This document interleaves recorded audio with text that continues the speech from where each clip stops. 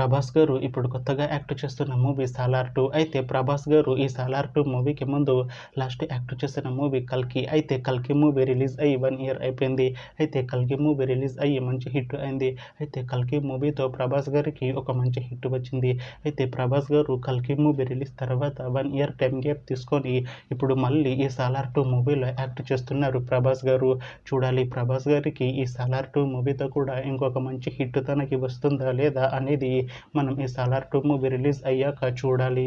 అలానే ఈ సాలార్ 2 మూవీలో మున్రల్ ఠాకూర్ గారు కూడా యాక్ట్ చేస్తున్నారు. అయితే మున్రల్ ఠాకూర్ గారు ఈ సాలార్ 2 మూవీకి ముందు లాస్ట్ యాక్ట్ చేసిన మూవీ హైనాన్న. అయితే హైనాన్న మూవీ రిలీజ్ అయ్యి 1 ఇయర్ అయిపోయింది. అయితే హైనాన్న మూవీ రిలీజ్ అయ్యి మంచి హిట్ అయింది. అయితే హైనాన్న మూవీతో మున్రల్ ఠాకూర్ గారికి ఒక మంచి హిట్ వచ్చింది. అయితే మున్రల్ ఠాకూర్ గారు హైనాన్న మూవీ రిలీజ్ తర్వాత 1 ఇయర్ టైం గ్యాప్ తీసుకొని ఇప్పుడు మళ్ళీ ఈ సాలార్ 2 మూవీలో యాక్ట్ చేస్తున్నారు మున్రల్ ఠాకూర్ గారు.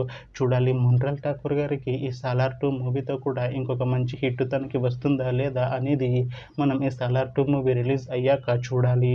అయితే సాలార్ 2 మూవీ రెగ్యులర్ షూటింగ్ 2026లో స్టార్ట్ చేసి ఈ సాలార్ 2 మూవీని 2027 ఎండింగ్ లోపు రిలీజ్ చేసేలా ప్లాన్ చేస్తున్నారు మూవీ టీం.